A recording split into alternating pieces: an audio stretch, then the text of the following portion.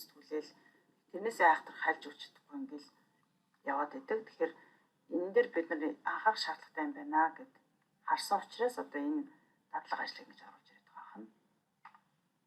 За ингээд бүгд тэмдэглээд авсан баг. За ингээд 1-ээс 3 дугаар анги бол дууслаа тийм ээ. Гэхдээ энийг бол багш нь гадарлаж байгаа гэж хэлсэн шүү дээ. Доторлох юм бол одоо яг энэ дотроо айл чадвартай нь илүү уялдаж байгаа гэдгийг дахиад хэдүүлээд шинжилнэ энэ цоврал уулзалтуудаар. За ер нь бол тэг хэсэг хугацааны дараа гэхэд бид нар энэ хүн орчин хүн ба байгаль хичээлийн суралцахуун зорилт сурах арга барилыг ер нь бол гартаа ээж авнаа л гэж. Эцсийн зорилго нь бол за төрөх байдал одоо хэдүүлээ нөгөө үлдсэн суралцахуун зорилт өнөөдөр чи аль бүлэг үлээ? Миний гэр бүл гээд дотроо 4 суралцахуун зорилттой. За энийг хэдүүлээ нөхцөл гүйцэтгэл шалгуураар өнөөдөр бол шинжилнэ. За энэ дээр бид нар 2019-с 2020 оны хичээлийн жилд сайжруулсан сургалтын хөтөлбөр гарч ирэхэд нөхцөл гүйцэтгэл шалгуураар суралцахуун зорилтуудыг шинжилээд тухайн суралцахуун зорилтууд одоо чанарын ямар өөрчлөлт гарсан бэ гэдгийг та бүхэнд ойлгуулахад ийм дадлага ажлыг хийлгэж ирсэн. За тэгээ эндээс хэдүүлээ ингээд тайлбарыг багшныг харуулж чадаа гэж бодоод үзүүлж байгаа. За 3 дугаар анги болон 4 дугаар ангийн улаан зурагтай холбоотой суралцахуун зорилт дээр одоо ялгаж өгсныг харуулж байна тийм. За улаан өнгөөр ерөнхийдөө багш нар сурагчдынхаа дэвтрийг ч гэдэм үү те алдаад оноогийн засаад дүн тавьдаг. Тийм учраас багш нар улаан өнгөөр шалгуурыг ерөнхийдөө авчлаа. Цэнхэр өнгөөр бол гүйцэтгэл, ногоон өнгөөр нөхцөлийг ингэж оруулж өгч. За тэгэхээр 3-2-ын В-ийн хувьд болохоор план зургийг зураглах гэдэг нь бол үйл ажиллагаа байна тий. Тэгвэл одоо энэ нөхцөлийн хувьд болохоор яаж вэ? Зураглаж чадж байгаагаа хүүхэд юун дээр одоо харуулах юм бэ? Тэгэхээр гэр болон ангийнхаа план зургийг зурна. Харин шалгуур нь болохоор таних тэмдэг план зурагтаа таних тэмдгийг ашиглаж зурсан уугүй юу гэдэг нь бол их чухал. Тэр одоо план зургийг бид нэг ингээ харахаар тэр хүүхдүүд таних тэмдэглэл ашиглах ёстой гэдэг зүйлээ ойлгохгүйгээр план зургийг бол үлдчихэж байгаа. Ер нь багш нараас ч гэсэн план зургийг зуруулахаар ерөөсөө таних тэмдгийг ашиглаж зурулж байгаа зураг бол маш ховор гарч ирдэг. Тэгэхээр бид нэр 3 дугаар ангиас нь хүүхдүүдэд таних тэмдэг дүрсийг юм уу те өнгө ашиглах юм уу, тоо ашиглах юм уу, ямар нэгэн байдлаар таних тэмдэг ашиглаад гэр доторх зүйлсээ танилцуулдаг байх одоо ийм орж иж. За зураглах гэдэг нь бол 3 дугаар анги дээр анх удаа план зураг үлдэж байгаа. Тийм учраас энэ 3-2-ын бие бол нэлийн шинэ агуулга гэж энийг харнаа. За харин 4 дугаар анги дээр таних тэмдэг дээр нэмдэг шалгуур дээр юу орж иж байна?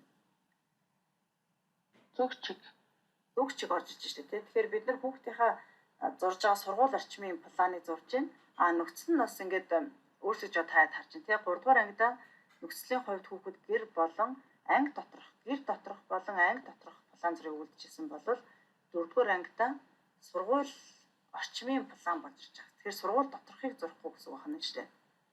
Сургууль орчмын планыг зурж байна. Өөрөөр хэлбэл нөхцөлийн хувьд ингээ өргөсөд орж иж байна гэсэн үг байна тийм. За харин план зурх нь бол ер нь бол ижилхэн гүйцэтгэл нь бол ижил явж байгаа. Шалгуур дээр зүгчиг орж иж. Таних тэмдэг нэмдэг нь юу орж иж байна? Зүгчиг орж иж. Тэгэхээр хүүхэд 4 дугаар ангийн план зур дээр зүгчийн тэмдэглэгийг зурсан байна уу? Таних тэмдгээр одоо тэр объектуудтэй дүрсэлсэн зүйлүүдэд ялгаж одоо тайлбарсан байна уу? Дахиад дээр нь энэ дээр таних тэмдэг дээр юу орж иж байгаа гэхээр нөгөө харьцаа орж ирнэ. Жишээлбэл сургуулийн одоо бодит хэмжээ урт нь өргөн хэд байна? Сургуулийн одоо гадна одоо биеийн тамирын талбай ч гэдэг юм уу те хүүхэд яг юуг оруулж зурсан байна? За түүнийхээ хэмжээг нь бодит хэмжээг нь хэд дахин одоо багасгасан бэ? 10 дахин багасгасан юм, 15 дахин багасгасан уу? 1 см-т хэдэн метрийг багтааж зурж байгаа гэдэг хүүхэд яг ойлгож зурж байгаа юу гэдэг асуудал. Тэгэхээр зурна гэдэг нь өөрөө гүйцэтгэл явж ин зурхын өмнө төлөвлөх энтергээ явуучих юм бол нөгөө шинжлэх судлах арга барилынхаа чадруудтай холбоотой байж. Тэгэхээр энийг аяндаа бид нар тухайн чадвар дотор аль чадруудтай холбогдож байгаа гэдгийг ялгаад ирэхээр илүү тодорхой болж байна. Тэгэхээр нэг зэргийн тулд энэ слайдыг хэрэглэлээ.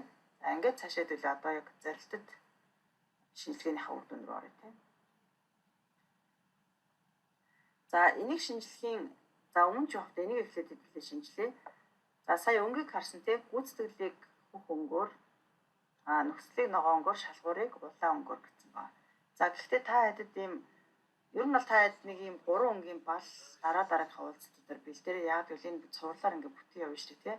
Ялгаа зурж хахад амар болов уу гэж бодож байна. За одоо бол та ойлгомжтойгоор тэмдэглээд энэ 4 суралцсан зорилтыг шинжилээрэй. За энэ багш нь 5 минутын хугацаа өгье. За хүн болгоом дөрвөлнгийн шинжилнэ шүү. За би 1-р ангийн багш биш юм чинь дээ гэж болохгүй тийм ээ. Агуулгын залгамж холбоонд дээр сардаг.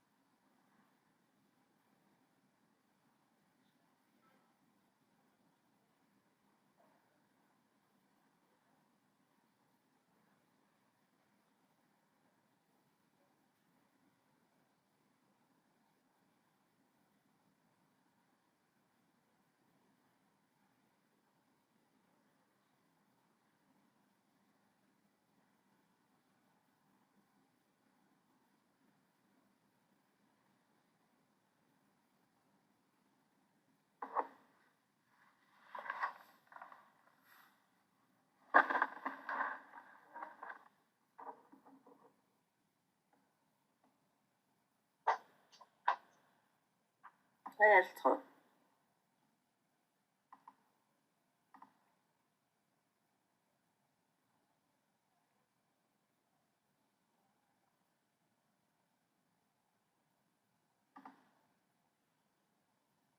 За 1-2-ын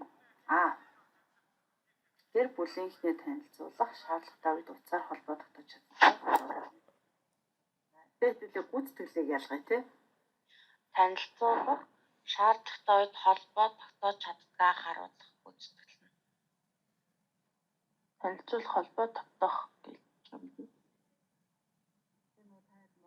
Явах гэдэг юм тий. Монгол хэл шууд нөгөө үйл үг авчдаг шүү дээ. Танилцуулах холбоо шинээр хэлсэн юм. Танилцуулах холбоо тогтоох. Танилцуулах холбоо тогтоох харуулах. Энэ нөгөө урдхан зорилтын хувьд таслалтай ингээд нийлмэл өгүүлбэр байдлаар ингээд ороод ирэх юм бол хоёулын дээр нь харна шүү гүйцэтгэлийг. За тэгэхээр өмнөх нь болохоор аль нь гэр бүлийнхний танилцуулах. Энэ бас багш нь хэлжсэн хүн байгалийн хувьд бол гүйцэтгэл дотроо нөхцөл нь орж ирж байгаа тохиолдолж байдаг. Заавал тэрийг салах шаардлагагүй. Үнэхээр нөхцөл оруулж ирэх гэдэг байгаа бол одоо юу гэдэг нь те танилцуулах холбоо тогтоож чаддаг арга гэж чинь эзэн бийгүй яваад байна. Тэгэхээр байгалийн ухаан дээр бол энэтэйг хамт орж ирдэг байгаа шүү. За зарим тохиолдолд бол яг нөхцөл одоо яг үүсэл хоёр нь бүр ялгархаар суралцсан зорилтуудж байгаа. Зарим тохиолдолд биеийн дотроо ороод явж байгаа тохиолдолж бай. Заримд нь бол бүр нөхцөл байхгүй. Эсвэл одоо тийм нөхцөл байхгүй суралцсан зорилтууд ч гэсэн яг нь байхыг бол үгүйсэхгүй тий. Шалгуург бас байж болдог байгаа. За энийг гүйцэтгэл гэж бодож байна. За тэгвэл бусд нь юу вэ? Шалгуур. Шалгуур. Тэр шаардлагатай үе гэж юу хэлэх вэ гэдгээрээ хамаарх гэж шүү дээ, тий? Ямар үеийг шаардлагатай үе гэх вэ? Үнэхээр тэр шаардлагатай үеийг хүүхэд зөв тодорхойлж чадаад одоо холбоо тогтоож чаддгаа харуулж гин үгүй юу гэдэг. Тэгэхээр шаардлагагүй үед гэхээс илтээ яг шаардлагатай үед гэдгээр ингэж очиж. За энэ ихтэй шаардлагатай үед гэр бүлийнхэнтэйгээ уцаар холбоодохтойж ирсэн 2 дугаар ангидаа гэдэг дахиад энэ үнцгэрээд явна. 4 5 дугаар ангидаа гэдээ бас шууд ингээ холбогдоод явдаг ба хүн нийгмийн цалцсан залтуудтай. Тэгээ ер нь бол бид нар одоо бол яг анги гэж ярьж байгаа боловч дараа нь шинжилгээнүүд ороод ирэхээр ерөн шинжилгээнүүдийг хийгээд дуусны дараа нөгөө 1-5 дугаар ангийн өгөр хоорондоо уялдаж байгаа агуулгуудаа зэрэгцүүлээд яг шинжилгээнийхээ үр дүнтэй хамт ингээ харах юм бол нэлээд сонирхолтой үр дүн харагддаг. Энд яаж холбогдож байгаа гэдэг маш нэрийн харагддаг байгаа. За дараагийн сурвалжууд оръё. 1-ийн 2-ийн Б. За. Орчин тойрны зүйлстэй харьцуулж гэдэг нь удаан буюу шалгуурцаа орж байна. Гүйцэтгэлээ гэж хэдүүлээ ялган тийм. Гүйцэтгэлөө тодорхойлох. Хаана орших тодорхойлох. Гэр бариа хаана оршдгийг яах юм? Тодорхойлно. Гэр бариа хаана оршдгийг тодорхойлно. Энэ болохоор энэ дэр юу орж байна? Орчин тойрны зүйлстэй. Орчин тойрны зүйлстэй харьцуулж шалгуур үстэй. Нөхцөл орж иж байна. Тойрны зүйлстэй гэдэг нь нөхцөл болоод харьцуулж гэдэг шалгуур болох юм.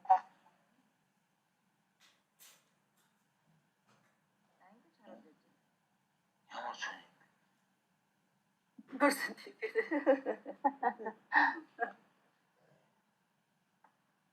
Хүүхэд гэр бариа хаана оршдгийг тодорхойлох нь бол их чухал байна тийм. Гэр бариа хаана оршдгийг. Энэ сурвалжын зорилтын хувьд яг сайжруулалт хийж байхдаа нэг зүйлийг орхигдуулсан байдаг. Тэр нь би бол орхигдуулсан гэж үздэг тань. Тэр нь юу вэ гэхээр эндээс ч нөгөө хүүхэд үндсэн дөрвөн зүгчийг ашиглаж гэр бариа хаана оршдгийг тодорхойлж байгаа байхгүй. Жишээлбэл сургалтын байдаг шүү дээ тийм. Тэр хүүхэд гэрээ одоо сургуулийн баруун талд байна, өмнө талд байна гэд хүүхэд энийг яг тэгж оруулж ирэх хэрэгтэй байхгүй юу? Харьцуулж гэдгийн цаана нөгөө зүг чиг нь яваад байгаа байхгүй юу?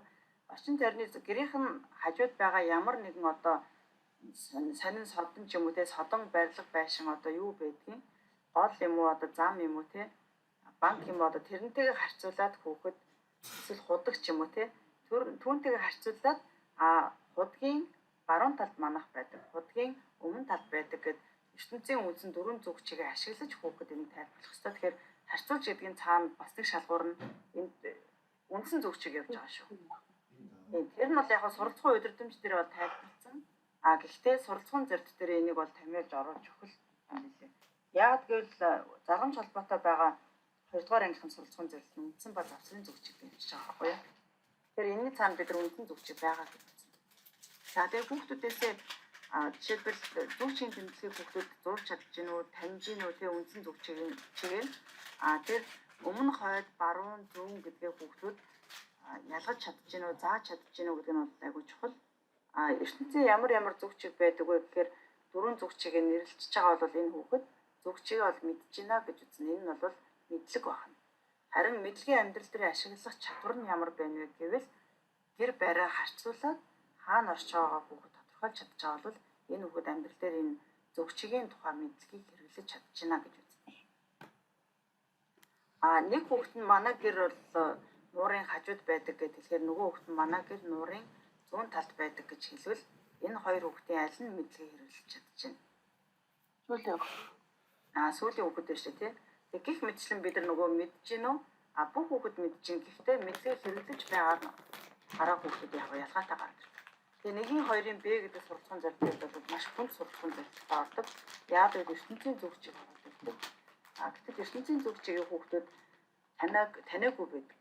За жишээлбэл 1-р ангийн хүүхдүүд дээр одоо та нар хүүхдүүд ертөнцийн зүг чиг мэддэг болцсон байх хэрэгтэй үдид бол тий.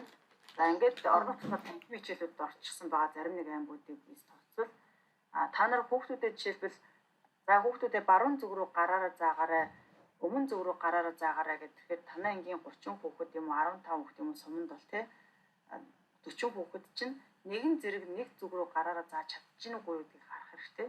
Тэгээ яг баруун зүг нь аливаа үед та өөрөө мэдж байгаа шүү тий. Тэгээд хүүхдүүд чинь тийшээ заагаад л явуул танай ангийн хүүхдүүд зүг чигийн одоо баримжаа байхгүй. ертөнцийн зүг чигийг ялгаж танихгүй байна гэсэн. За тэгвэл ямар зүг чиг байдаг вэ бичээрэй гэхээр дөрвөн зүг чигээ яг баруун, зүүн, өмнө, хойд гэдэг энэ дөрвөн үгээр илэрхийлж чадчихна уу? Зөвчгийн тэмдэглэгээ зураараа гэхээр үндсэн дөрвөн зөвчгийн тэмдэглэгээ хүүхэд нөгөө нэмэх тэмдэг шиг сумтай тий. Тэгээ өсгөөдөө нөгөө баруун дээрээ зээгээр гэдэг ч юм уу тий. Зөвчгийн тэмдэглэгээ ер нь бол зурч чадчихна уугүй юу гэдэг айгуу сайн харах хэрэгтэй. За энэ нь бол та энэ хоёр даалгавраар хүүхдээ мэдчихэв үгүй гэдгийг онцлогоо хийж байгаа.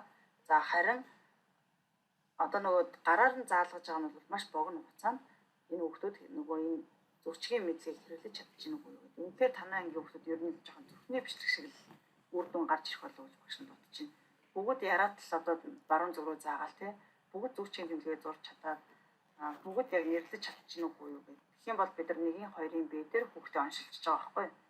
За тэгэхээр энэ жоохон тааруу байгаа бол одоо энэ ойлголтыг бид нар 1-р анги төгсөхдөө өгөхгүй бол 2-р анги дээр хүүхэд завсрын зөвчөг орж байна. Тэр орон зайн баримжаа гэдэг бол 1-ээс 5-р ангид маш том агуулга байдаг. Дээрээс нь математикийн хичээлдээ уялдаж өгдөг учраас 1-2-ын б бол би та нарт бүр тусгайлан энийг онцлогоог саяны хаар одоо хийгээрэй гэж хэлмээр байна. Дахиад дээрээс нь дараагийнх нь даалгавар оруулж ирдэг нь зөвшийн тэмдэглэгийг ашиглаад хүүхэд хаана юу байрлаж байгаа гэдгийг өгсөн зураг дээр ялгаж бас нэрлэж болно тий. Эсвэл одоо холбож зурж болно. Магадгүй нөгөө хэд маань бичиг үсэг тайлагдаагүй жоон хэцүүхэн юм унших мантай нөхдүүд орж ичиж магадгүй үсгээ нүдэлцэн эмээ өвөн заагаад өгсөн аав ээж заагаад өгсөн нөхдүүд орж ичиж магадгүй. Тэгэхээр ер нь бол зураг дээр л ажиллах болов уу гэж бодож байна. Нийтлүүлээд харилцаатай. Ер нь бол та хэд 1-р ангийн багш нар бол нэлийн хүнд байгаа болов уу гэж би чинь хоёр ч гэсэн хэлээ. Тэмийг хүүхдэд нэлийн очиж байгаа. За сайн байна. Ийм байдлаар явна. Яасан сони юм бэ гэж манай харах уу яаж юм асуух зүйл байна уу гэж. Өмнөх сургуулийн дээр тэмдэглэснээс зөрөөд байх 1-2-ын бэ? 1-2-ын В юу Б юу?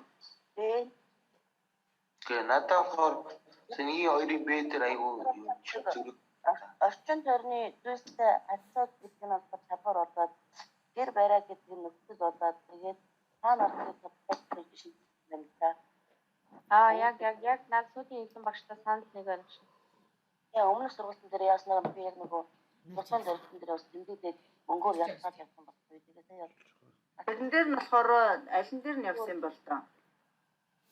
өмнөх нөгөө бидний нөгөө хаалтай сургууль болоод болсон дээр Баасан багшаа шинжилгээнд тэгж орж ирсэн байна уу? Тэгэхээр энэ болохоор багш нь 1-ээс 5-р ангийн нөгөө зөвчгийн орон зайн баримжтай холбоотой дээр бол ингэж хэлж байгаа. Баасан багштай тэгсэн байж магадгүй юм байна. Тэрийг багш нь хараатгая. Гэхдээ харьцуулж гэдэг үгийн чинь цаана нөгөө ертөнцийн зөвчийг явж байгаа гэдэг багш нь тодруулж хэлээд байна шүү дээ, тий? Орчин тойрны зүйлстэй харьцуулж гэдэг энийг бол хүүхэд гэр бариа хаана орчдгийг тодорхойлно гэсэн байгаа. Гэхдээ нөхцөл нь юутай харьцуулж байгаа вэ гэхээр нөхцөл болгож аваад байна л да. Баасан багш нар энийг шалгуураар авчихсан болов. За энийг багш нь харъя заяа. Жаав хугацаа зургаж өгөх юм тий. Тэр манай харахгүй бас яасан сони юм бэ? Айгуул орчин тойрны зүйлстэй харьцуулж гэдгээ шалгуураар авчихсан байгаа. тэгээд яг бүс яа ингэ авчих юм бол гэж суудахгүй. Тэр энийг та шалгуураар авчвал гүйцэтгэл шалгуур хоёртой нөхцөл нь бол юун дотроо гүйцэтгэл дотроо шалгуур дотор хоёр дээр нь орсон гэж үзэх гэдэг юм тий. гэр бариа гэдэг нь нөхцөл аваад яхаанаас юм. Яг уу. Ер нь бол баасан хүүхдийн шилжээгээр авсан байхад нэг энэ амар гажаад энэ нөхцөл нь ахгүй, энэ шалгуур нь ахгүй гэж нэг хайхтар сүртэй тийм яг хэрэгжлийн хувь дээр бол энэ нэг хайхтар тийм ялгаа бол гарч ирэхгүй л дээ. Зөвхөн бичвэрийнхээ хувьд бол өнгөөрөө ялгаа харддаг магадгүй гэсэн. Цаад уг үндэс нь чанарын хувьд ялгаа байна. Хааштай хүүхэд харьцуулаад тодорхойлно. Гэхдээ гол энэ суралцсан зорилтын нэг асуудалтай зүйл юм. Тэгээд сая үндсэн зөвчийг оруулж ирэх хэрэгтэй байсан. Хэрвээ үндсэн зөвчийг оруулж ирвэл тэр нь өөрөө шалгуур болоод явах хэрэгтэй байхгүй юу? Хоёрдугаар ангийнхын суралцсан зорилт нь юу байгаа вэ гэхээр гэр байрнаасаа сургууль хүрэх замыг үндсэн ба завсрын зөвчийг одоо ашиглан тодорхойлно гэдэг ийм одоо суралцсан зорилт байна. Тэгэхээр энэ дээр болохоор нөхцөл нь гэр байрнаасаа сургууль хүрэх болоод хүүхдүүд болохоор замыг зааж байгаа нь бол хүрцэл болоо явждаг. Шалгуур нь болохоор үндсэн ба завсрын зөвчийг гэдэг нь шалгуур болоо явждаг.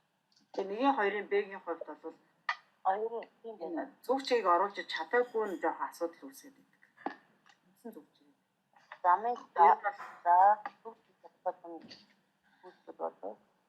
Үсэн боловсрын онгоц хадгалаад гэр барнаас бүсэд юм. тэр үндсэн ба завсрын зүг чиг гэдэг нь болохоор та хөтөлбөрчин байгаа шүү дээ. Тэр нь болохоор юу нь болчдөг, шалгуур нь болчдөг. Гэтэл энэ 1-ийн 2-ын б ч өөрөө 2-ын 2-ын в-тэйгээ шууд хамааралтай суралцсан зүйл тахгүй юу?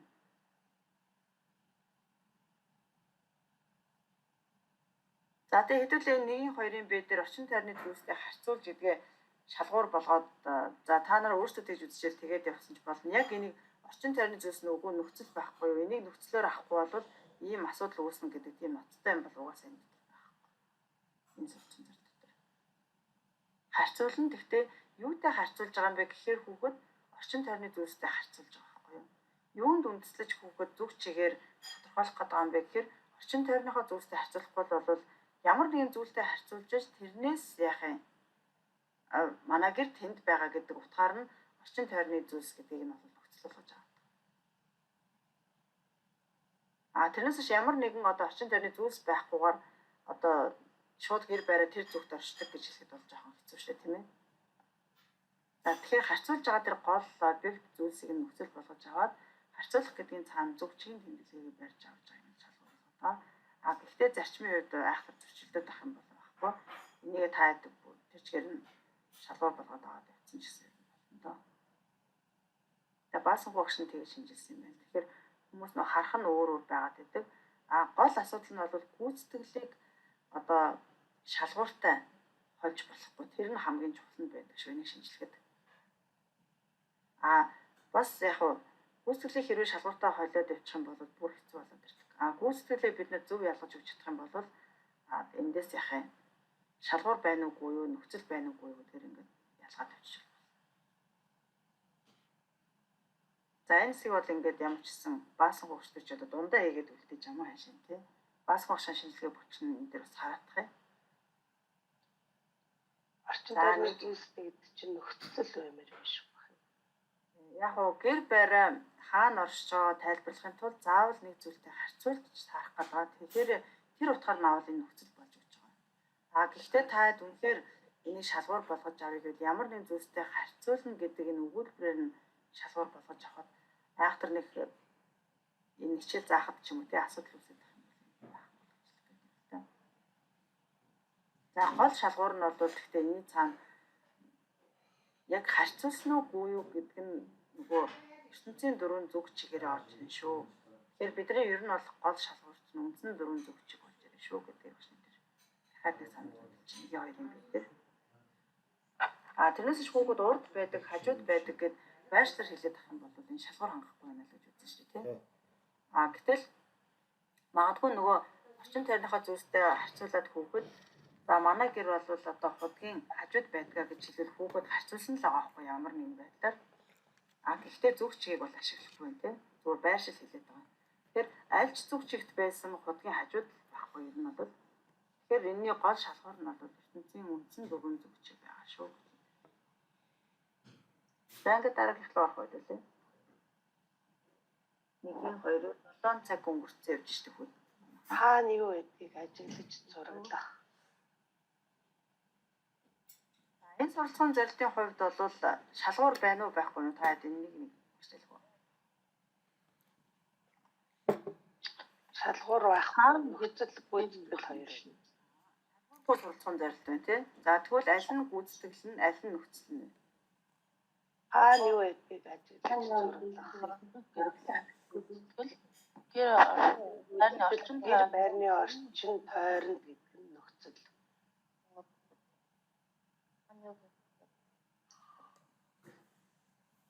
Энийг нөхцөл гэж авч яана тий? Гэр байрны орчин. Тий. Бүгдээ орно юм шүү шүү. Гэр байрны орчин гэдэг.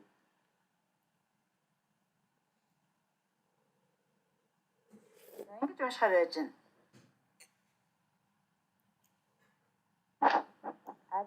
Тойронд хаана юу байдгийг ажиглаад хүүхэд зурлан. Гэхдээ юуны орчин тойрон юм бэ гэхээр гэр байрны орчин тойрон. Гэж авч үзэж болох нь.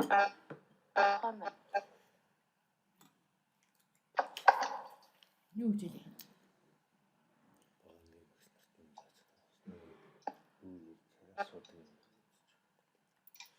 гэр байрны орчин дахиад энэ дээр тухайлбал гэдэг яг зөв жишээ өгсөн байна тий. Гал тогоо гэдэг ч юм уу ийм байдлаар өгсөн байна. Тэгэхээр та нөгөө хаана юу байдгийг ажиглаж зураглана гэдэг ингэж орж байгаа нөгөө шууд нөгөө эзэн бий юу гэдэг юм уу тэгж орж ирэх гэдэг тий. Орчин тойронд хаана юу байдгийг ажиглаж зураглана. Харин тэр орчин тойрон гэхээр юуны орчин тойрон юм бэхээр гэр байрны орчин тойрон гэх юм бол энэ нөхцөл нь болж байна. Хэрвээ энэ суралцсан зорилтыг шалгууртай болгоё гэвэл хаана юу байдгийг хүүхэд юу ашиглаж зураглах юм бэ гэчвэл одоо тэр юу ашиглаж байгаа нь өөрөө шалгуур болж болох байсан. Гэхдээ энэ суралцсан зорилтын хувьд бол шалгуур одоо байх шаардлагагүй гэж үзэж хуучид тодорхойлсон юм шиг байна тий. За энэ бол ийм байдлаар ингэ. За 1-ийн 2-ын гийг харъя. Аюулгүй ажиллагаа, гэрээний аюулгүй ажиллагааг тодорхойлох гэдэг гүйцэтгэл. Аюулгүй ажиллагаа гэдэг шалгуур юм болов уу? аюулгүй ажиллагаа. Тий. Аюулгүй ажиллагааг Ажиллагаа. За энэ зүйл гүйцэтгэл юм. аюулгүй гүйцэтгэл юм шиг байна. Аюулгүй ажиллагаа тодорхойлох. Бодож. Аюулгүй ажиллагаа. За энэ бол гүйцэтгэл юм тий. Тэгвэл нэгэнтээ ажиллагаа хэрэгсэлтэй ажиллах гэрийнхээ нөхцөл Тийм. Энд шалгуур байна уу?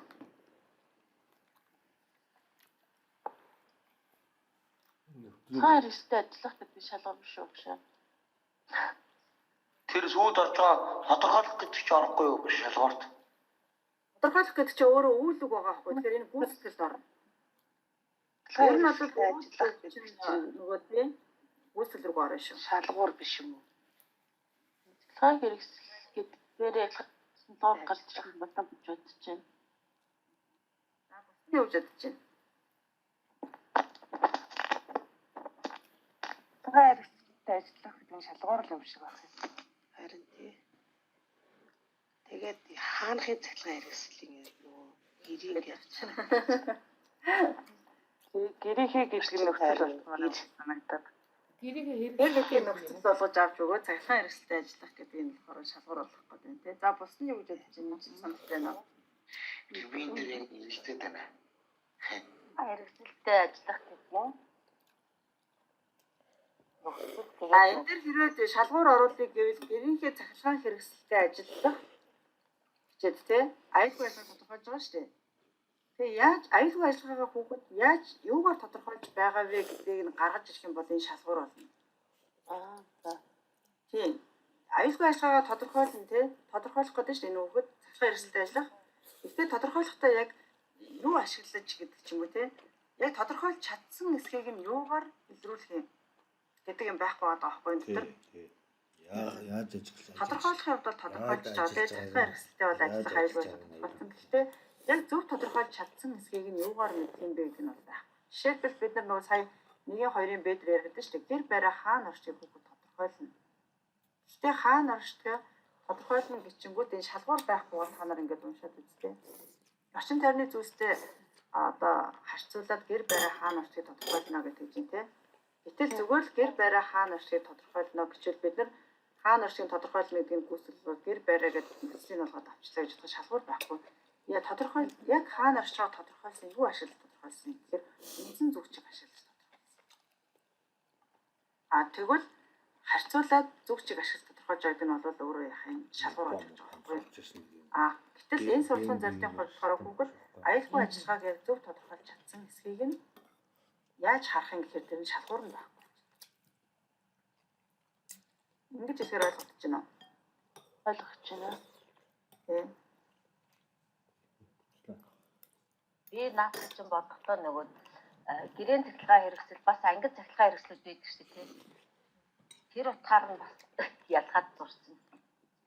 Юу Яг бол бас юу гэж бодож байна. Цахилгаан хэрэгсэлтэй ажиллах гэдэг шалгуур гэж байгаа нь яагаад гэвэл аюулгүй ажиллагаа гэдэг дээр гэрт бол нөгөө багаж хэрэгсэлтэй болох хайч мач гэдэг ч юм уу. Тэрийгээр ялгаад цахилгаан хэрэгсэл гэдэг нь бол шалгуураар юм болов уу гэж бодлоо.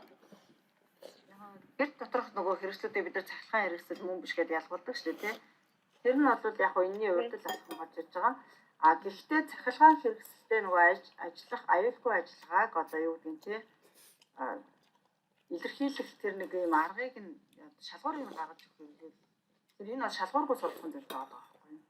А бид нар өөрсдөө энэ дээр багш нар за аюулгүй ажиллагааг яг юуг оруулах вэ гэд гаргаж ирэх юм бол энэ өөрөө шалгуур болж байна. Үнэхээр аюултай биш байхад аюултай болгож оруулж ирээд энэ үү эсвэл аюулгүй зүйлийг аюул гэж хараад энэ эсвэл цахилгаан хэрэгсэлт болгон аюултай юу гэдэг ч юм уу те. Яг тэр аюулгүй ажиллагаа гэдгээ юу гэж харж байгаа вэ гэдэг нь бол өөрөө тэрийг гаргаж ирж байгаа шалгуур болж ирэх гэдэг байна тийм. Багшаа нэг саналаа хэлэх байна. Өглөөний мэндээ яахаар болохоор ингэж харагдаад байгаа байхгүй юу?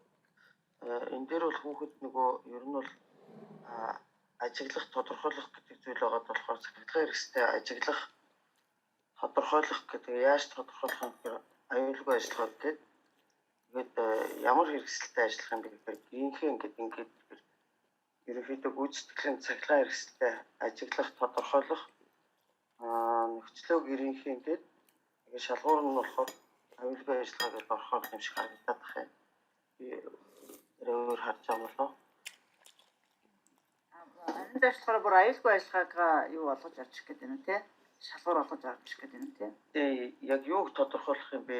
Яаж тодорхойлох юм гэхээр аюулгүй ажиллагаагаа л хүүхэд ер нь бол хүүхэд ажиллах нөгөө нэг цахилгаан хэрэгсэлтэй ажиллах түүнийг тодорхойлох гэж яаж тодорхойлох гэхээр яг аюулгүй ажиллагаагаа тодорхойлж чадж гэнэ гэдгээр шалгуураа болгож аваад юун дээр яг ямар цахилгаан хэрэгсэл гэхээр яг гэрийн цахилгаан хэрэгслийг тодорхойлоод өгч юм.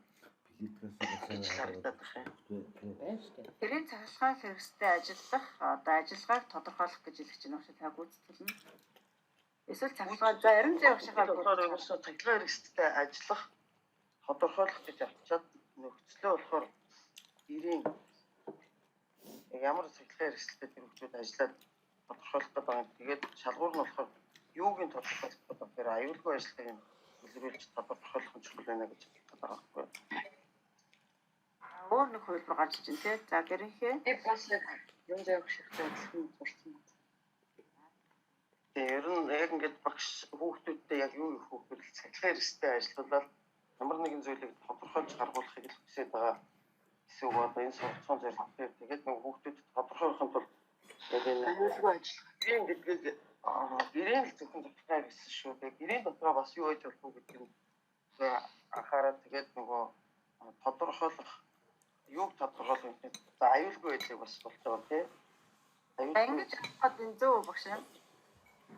Би бол тэгж л хараад байгаа. Энэ дээр бас яг бид нар нөгөө нэг юуг яаж яах гэсэн нөгөө нэг асуултаар бас нэг хөөж олоод исэн шүү дээ. Тэгээд тэрүүгээр бодохоор бас яг нарийн зай өгш хэлж байгаа бас яг болж байна. Би бас энэ дээр бас толгой эргээд өөрөө бас ингээд зурцсан байснаа бас ингээд эргээд гачин болсон. Толгой эргээд цахилгаан ажиллах ажиллагааг тодорхойлох. За тэгвэл ямар цахилгаан хэрэгсэл гэхээр гэрийнхээ ер нь бол өдөр тутам хэрэглэгддэг гэсэн үг тийм. За тэгээд ямар ажиллагааг тодорхойлох юм гэхээр аюулгүй ажиллагааг тодорхойлох. Болгон л юм байна. Би өөрөөсөө өөр асуулт авшаа. Машин шалгах хичээл маань төгссөн. Хичээл цаг нэлээд өнгөрчтэй. Эртний багшийн саналыг сонсоод байгаа гэсэн тэр эртний багшийн саналыг сонсоод тэгээд дуусах. Тэгээд энийгээ дахиад дараагийн 4 өдрийн цагаас үргэлжлүүлээд явдаг. Тэгвэл 8 хичээлтэй авчирж байгаа асуудал үүснэ. Миний хувьд болохоор гүйцэтгэл нь болохоор цахилгаан хэрэгсэлтэй ажиллах гэдэг авсан байхгүй юу? Гүйцэтгэл нь. Багш нь энийгээ шууд ингээд бодоод явчих. За тэнгууд нөө нөхцөл нь болохоор юу юм бэ? Аюулгүй ажиллаж тодорхойлох юм болоо. Шалгуур нь болохоор гэрийнхээ гэдэг утгаар авсан байхгүй юу? Ганц өгүүлбэр. Хураа гэрийнхээ гэдэг авсан юм уу те? Шалгуурыг гэрийгээд авсан. Ганц өгүүлбэр авч болох юм болохгүй юу? Ганц яасан нэ? Ганц өгүүлбэр авч болохгүй юу? Ганц үг. Энийг багш нь ингээд бодоод хадгалах чинь дараагийн хичээл дээр ярих гад. Чиний яриаг багш нь ямар зүйл гэж авах гэдэг. За тэгээд нөхцөлөө болохоор юу гэж авч байгаа гинэ? Нөхцөл юу лээ? Ногоон шүү дээ. Аюулгүй тодорхойлох. За эрэгтэй багшийн хувьд бол ингэж авч байгаа юм биш үү? Энд ариун зэ багшихаар ингэ будсан байгаа. Энд эрэгтэй багшихаар будчихлаа. За энэ Аюулгүй багш ажиллагаа гэдэг чинь улаан байх юм шүү. Тодорхойлох нь зэхэр. Цаглаа ажиллах. Аюулгүй ажиллагаа одоо уг нь бодсон ч гэсэн тийм л юм байна те. Тэ аюулгүй ажиллагаа гэдэг улаанаар. Ани багш нь ингээд скриншот хийгээд зургийн дараа ингээд харууллаа. За яг энэ